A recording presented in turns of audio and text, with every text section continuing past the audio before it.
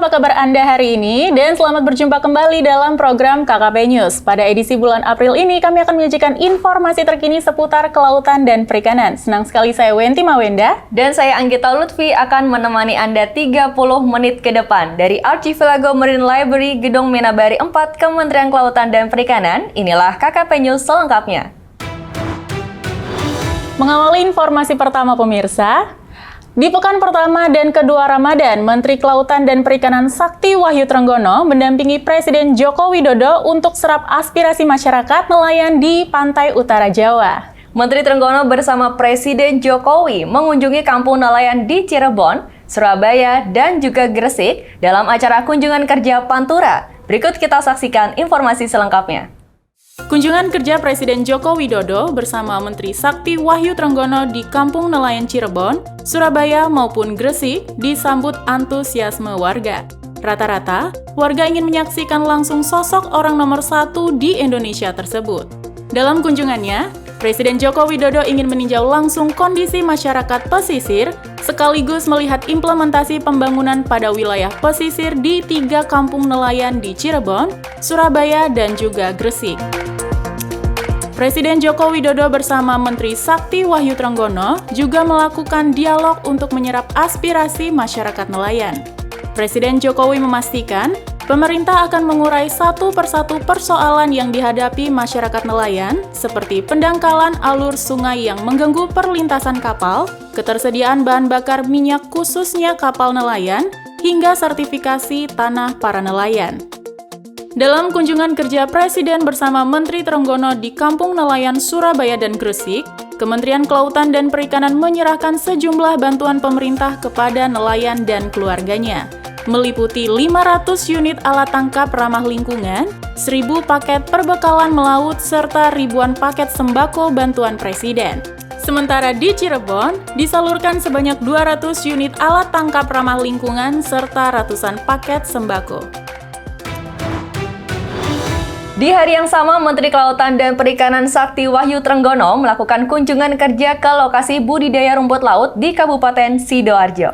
Di lapangan, Menteri Trenggono bercengkrama dan menyerap aspirasi langsung dari ibu-ibu pembudidaya rumput laut.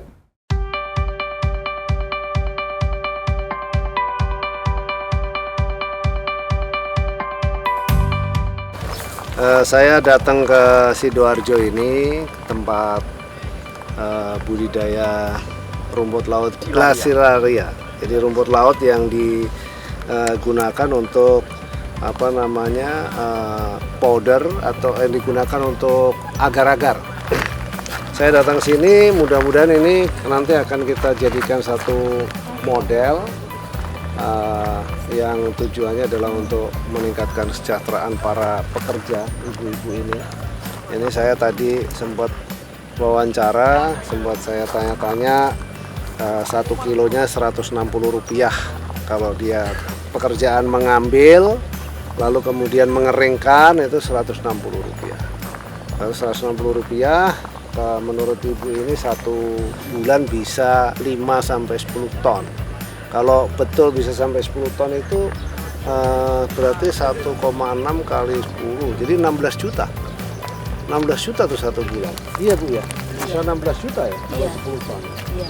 Jadi 16 juta sih menurut saya cukup bagus dan sejahtera ya. Jadi saya kira ini penting, yang harus kita berdayakan adalah ibu-ibu seperti ini dan para pekerja yang ada di sana ya, untuk kemudian tingkat pendapatan dan kesejahteraannya bisa lebih meningkat.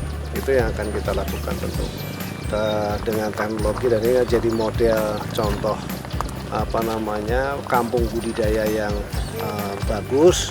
Nanti saya minta Pak Dirjen Budidaya untuk kemudian ada bantuan buat para ibu-ibu dan pekerja ini dengan satu teknologi ya tentu ya, yang kalau ini bisa jadi model. Kan pekerjaannya seperti ibu ini ada 300 lebih. Kalau panas Pak, kalau panas Banyak ya? 2 hari sekali. Ya, paling tidak itu. Hujan bisa 3 hari. Bisa 3 hari ya. Kering. Iya. Terima kasih ya Bu. Iya. Ya, sehat semua ya. Sehat Amin. terus. Ini kena panas terus nih malah ya, kena Amin. penyakit. Sehat terus selalu.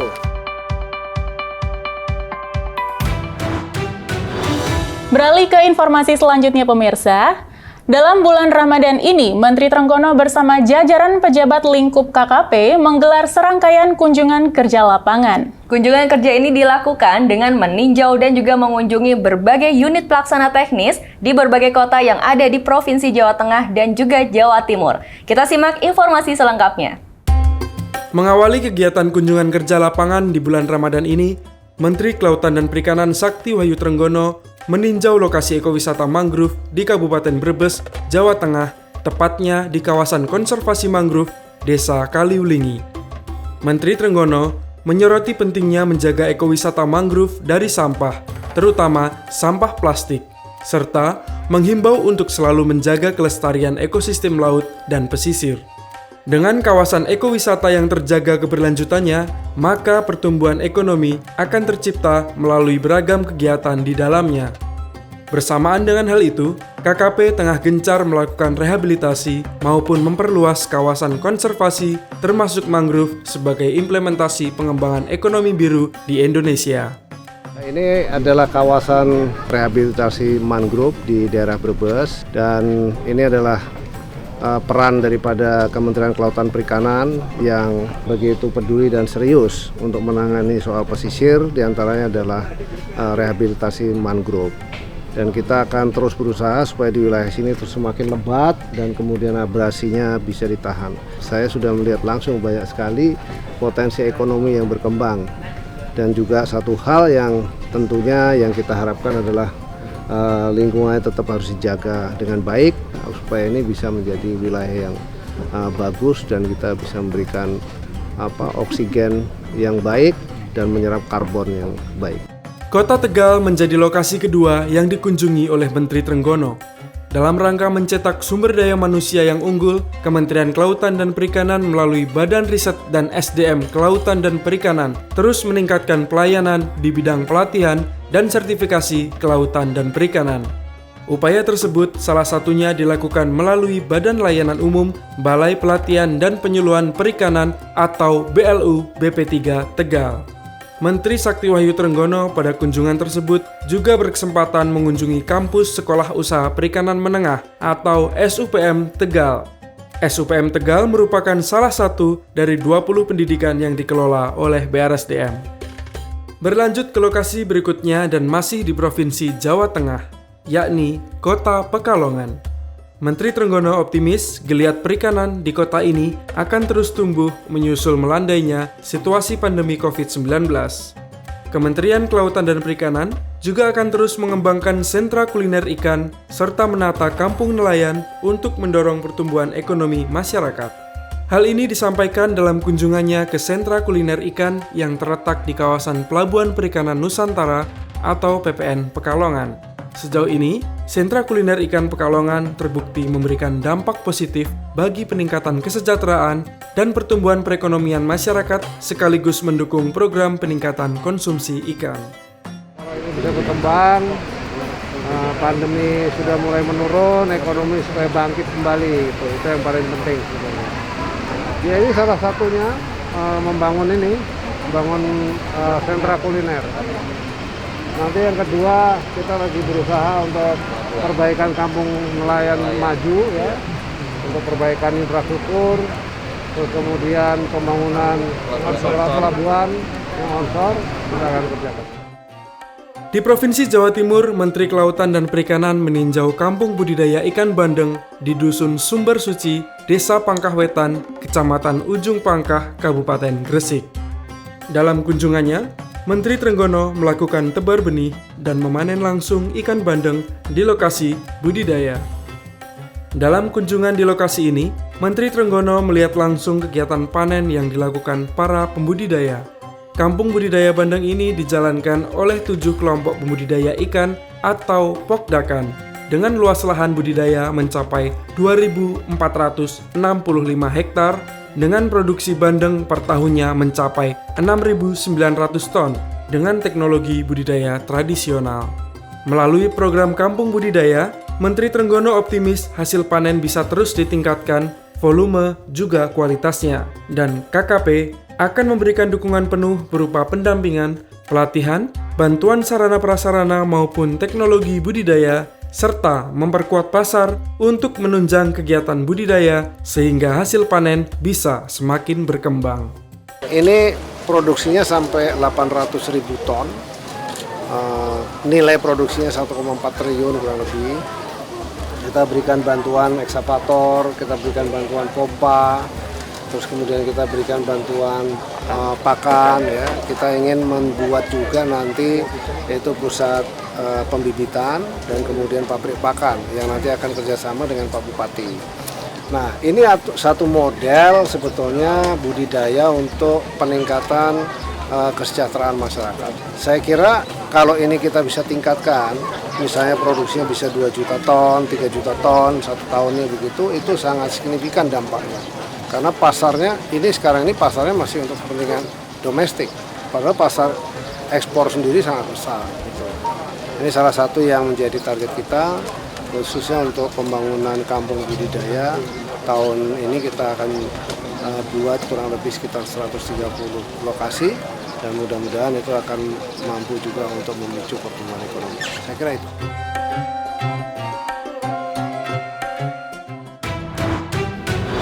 Informasi selanjutnya pemirsa, ancaman kepunahan ikan endemik akibat overfishing atau penangkapan berlebihan menjadi perhatian serius bagi keberlanjutan ekosistem biota laut. Untuk menghadapi hal tersebut, Kementerian Kelautan dan Perikanan bersama FAO melakukan restocking puluhan ribu ikan endemik di Sungai Sangolan, Kabupaten Kampar, Riau.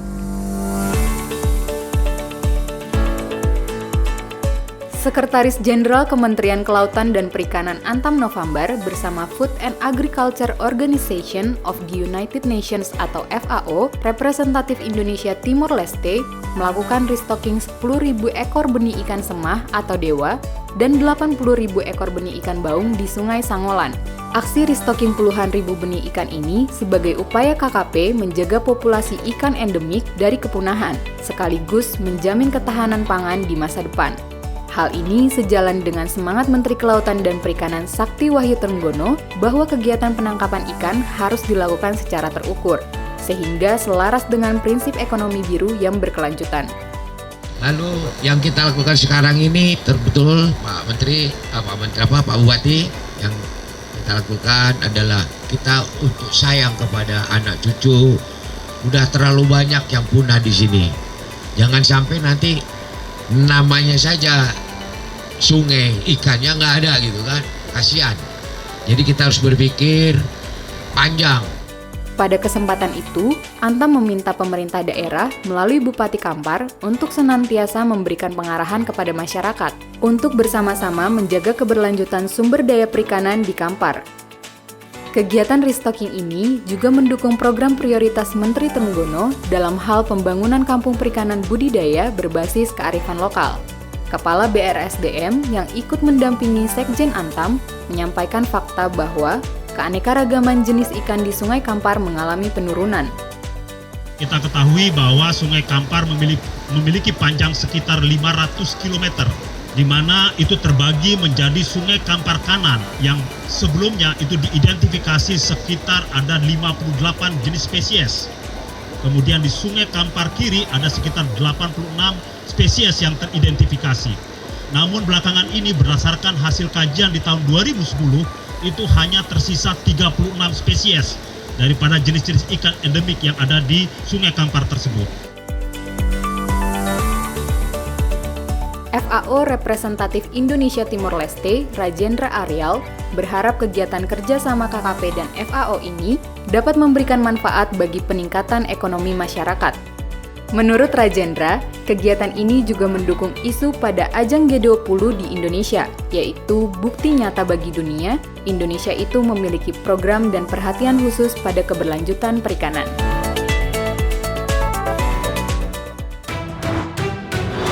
Nah Gita, itu tadi adalah liputan dari tim KKP News terkait dengan kegiatan restocking ikan endemik di Kabupaten Kampar Riau. Jadi sekarang harusnya kita semakin tahu bahwa keberadaan ikan-ikan endemik di Indonesia harus senantiasa kita jaga bersama agar tidak punah. Jadi sahabat Bahari, generasi masa depan masih bisa melihat dan juga merasakan nikmatnya ikan-ikan asli daerah mereka. Beralih ke berita selanjutnya dari Kepulauan Riau. Sebagai wilayah yang didominasi perairan laut, Kepulauan Anambas tidak hanya dikenal sebagai destinasi wisata, tetapi juga memiliki potensi perikanan yang sangat besar, salah satunya adalah budidaya ikan laut. Adalah ikan kerapu sebagai komoditas unggulan yang dibudidayakan karena berorientasi ekspor. Menarik bukan? Kita simak liputan berikut ini. Kepulauan Anambas merupakan sebuah kabupaten yang terletak di Provinsi Kepulauan Riau, Indonesia. Dengan wilayah yang didominasi perairan, khususnya laut, menjadikan Anambas memiliki potensi besar budidaya komoditas ikan laut. Salah satunya adalah ikan kerapu. Ikan kerapu merupakan ikan konsumsi yang menjadi primadona untuk dibudidayakan di daerah ini karena nilai ekonominya yang tinggi. Li Kuang adalah kaum milenial pegiat budidaya ikan kerapu di Desa Airsena, Anambas. Baginya, budidaya ikan kerapu menjadi usaha yang menjanjikan. Usaha budidaya kerapu telah menjadi mata pencariannya sejak tahun 2019. Jenis kerapu yang ia budidayakan adalah kerapu bebek dan kerapu batik. Saya budidaya kerapu dari 2019. Sampai sekarang untuk penghasilannya lumayan lah untuk kehidupan sehari-hari. Dan kerapu ini sangat diminati pasar di luar negeri. Karena kerapu ini menjanjikan karena bisa diekspor ke luar negeri. Dia kerapu fisiknya agak tahan.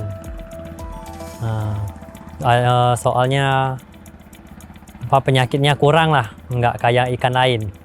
Kalau ukuran 1 kilo, biasanya hidup antara 70 ekor, 70 kilo.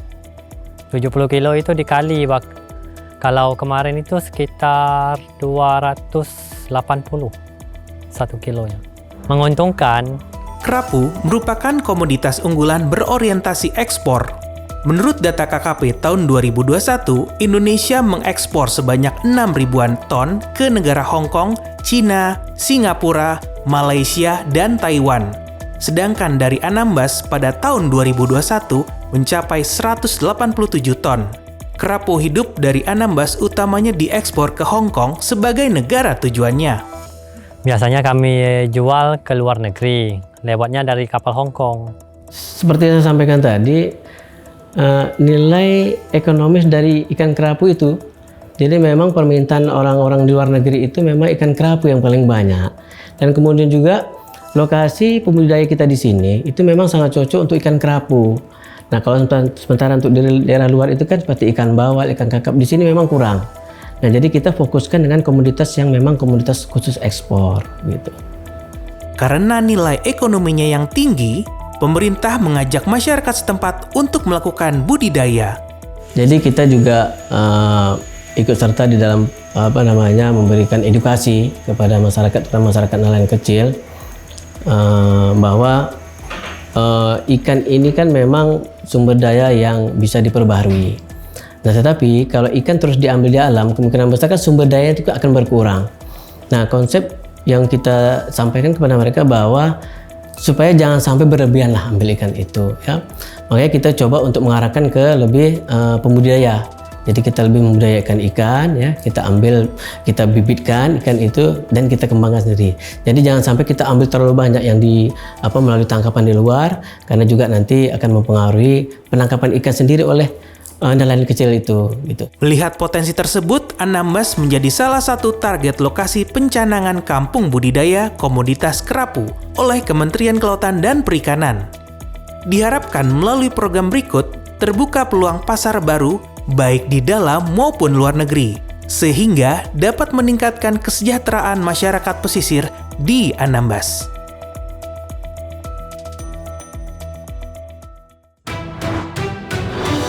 Masih dari Kepulauan Anambas, pemirsa, kita mengajak Anda untuk merasakan keseruan menjadi nelayan bagan yang menangkap ikan di laut. Menangkap ikan dengan bagan prosesnya cukup unik, yaitu menggunakan lampu sebagai daya tarik agar ikan-ikannya masuk ke dalam jaring. Penasaran kan dengan prosesnya? Yuk kita langsung simak liputan dari tim redaksi KKP News. Kepulauan Anambas memiliki potensi besar di bidang perikanan karena wilayah lautnya yang cukup luas. Sebagian besar masyarakat di pulau terluar ini bekerja sebagai nelayan, salah satunya nelayan bagan.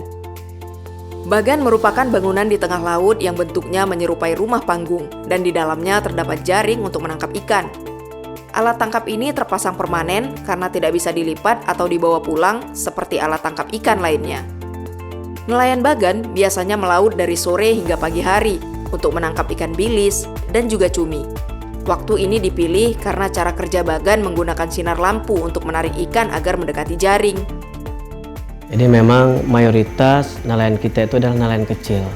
Sebagian ada yang memang menggunakan alat tangkap bagan sebagai salah satu alat penangkapan. Nah, untuk total bagan sendiri itu ada sekitar 327 unit bagan yang ada. Di dalam penangkapan komoditas ikan di bagan itu memang salah satunya bilis memang. Nah, kenapa bilis? Karena memang bilis ini memang yang dibawa keluar dan sesuai dengan permintaan dari luar itu bilis. Nah, kemudian juga cumi. Tim redaksi KKP News mendapat kesempatan mengikuti proses menangkap ikan di bagan milik Bapak Jihadi Effendi, yang jaraknya sekitar 1 jam perjalanan dari dermaga Terempa menggunakan kapal pompong.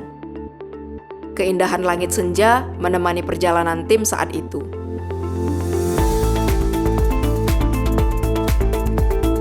Sesampainya di bagan, Jihadi bersama anaknya langsung bersiap menyalakan lampu yang fungsi utamanya untuk menarik perhatian ikan-ikan. Lampu dinyalakan menggunakan genset sebagai sumber daya. Ya kita tunggu. Kita tunggu proses barang aja, ada atau tidak ada gitu. Tapi pas pula kalau memang pas dia banyak, cukup 2 kali. Jam-jam 9, kira-kira jam 4 nanti, subuh. Kita narik. Jadi kita itu ngidupin lampu tengah. Ini lampu kita gantung lagi. Apabila kita tidak matikan lampu depan, lampu belakang, otomatis ikannya tak masuk ke dalam jaring kita. Jadi makanya kita pakai lampu tengah supaya ikan ngumpul. Nanti sudah setelah kita kecilkan lagi supaya ikan tuh tinggal ngejar lampu yang kecil aja, dinumpuk. Baru kita angkat. Dalam semalam, Effendi bisa menarik 2-3 kali jaring ke permukaan. Namun saat musim ikan, di bulan Mei hingga Oktober, penarikan bisa dilakukan sampai 20 kali.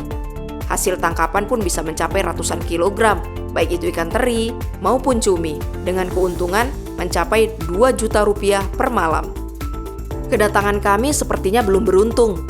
Namun Jihadi tak patah arang, jaring kembali ditambatkan. Menekuni pekerjaan sebagai nelayan bagan sejak 6 tahun terakhir, Jihadi menyadari pentingnya menjaga kelestarian ekosistem laut, sebab erat kaitannya dengan hasil tangkapan yang didapat. Jihadi pun mengajak masyarakat nelayan di Kepulauan Anambas untuk tidak berlebihan mengambil ikan. Yang jelas, barang ini kita jaga. Walaupun kita ingin, tapi sesuai dengan kemampuan kita. Jangan terlalu membazir kan. Kalau memang tidak sesuai, nanti tangkap banyak-banyak, buang. Itu kan membazir, tak boleh. Walaupun barang ini beliau yang punya kuasa untuk mengeluarkan untuk rezeki kita, tapi harus kita jaga juga. Tak akan mungkin dia kasih aja, kita buang, kita kasih, dia buang daunnya.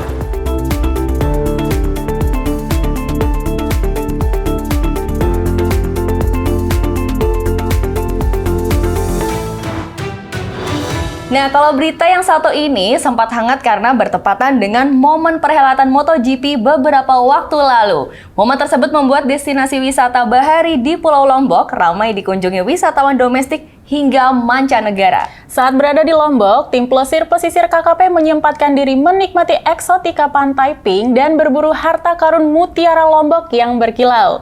Ingin tahu keseruannya seperti apa? Kita simak bersama dalam segmen plesir pesisir KKP berikut ini.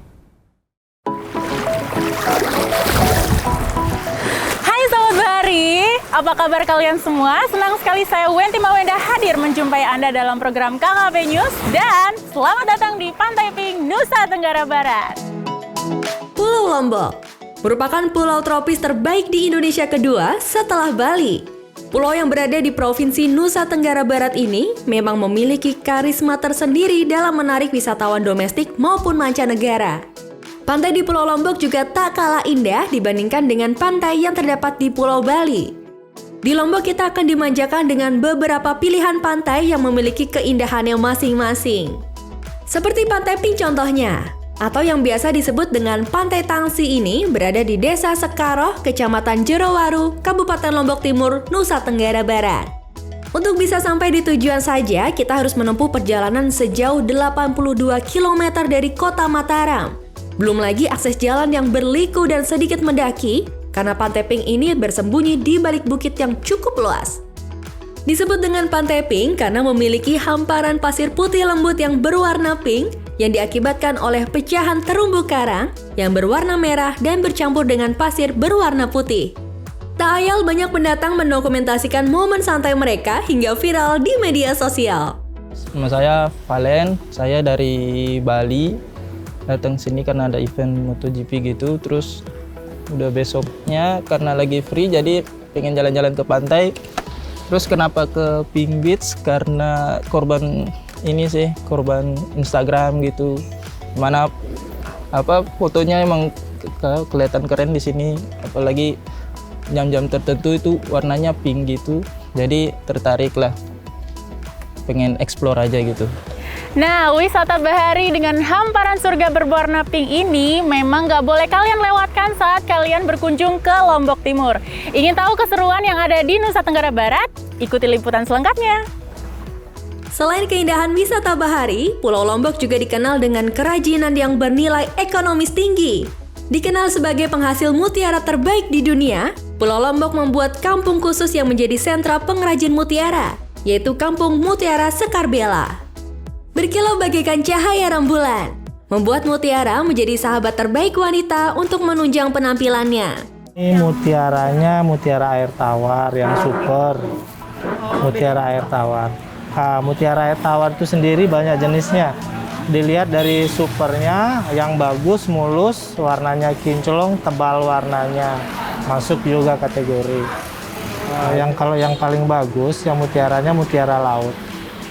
Mutiara laut, karena dia yang laut itu, budidaya laut itu dalam 1 tahun bisa 2 kali panennya gitu. Dia bentuknya ada yang bundar. Dari segi warna dia ada 4 macam warna: putih, gold, sama hitam. Ada hitamnya, ada yang keabuan. Kalau yang mutiara air tawar aslinya itu yang tanpa diproses lagi, warna putih sama pink. Nah, itu yang asli warnanya sama abu. Abunya seperti gini, agak krem gitu dia. Kalau nanti nemu mutiara air tawar, tapi dengan warna yang hijau, merah, itu sudah dipakaikan pewarna, tapi mutiaranya asli. Kalau yang paling laris di sini mutiara air tawar sih sebenarnya.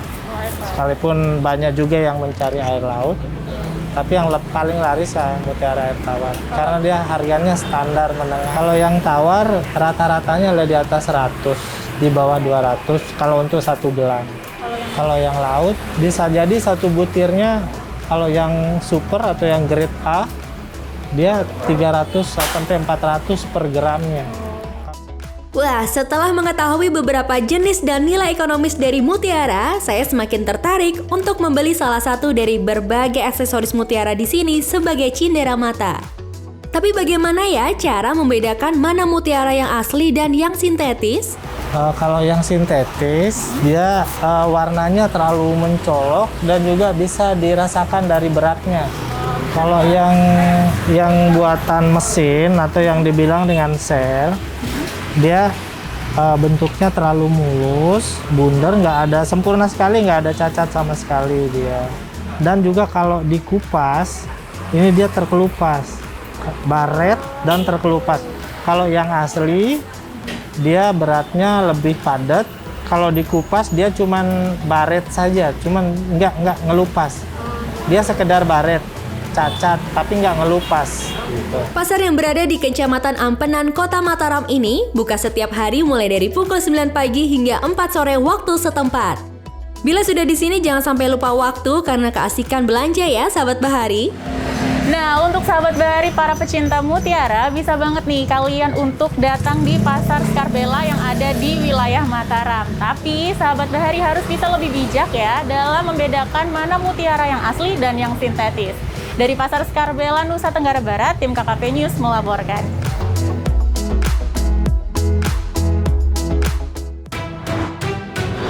Wah, Lombok ternyata punya ruang tersendiri ya di hati para pecinta wisata bahari. Gak heran kalau Lombok terpilih menjadi salah satu lokasi untuk ajang perhelatan MotoGP. Bener banget. Nah, pemirsa, informasi tadi sekaligus mengakhiri KKP News edisi kali ini. Dan update terus informasi seputar kelautan dan perikanan Anda dengan menyaksikan KKP News melalui YouTube channel kami.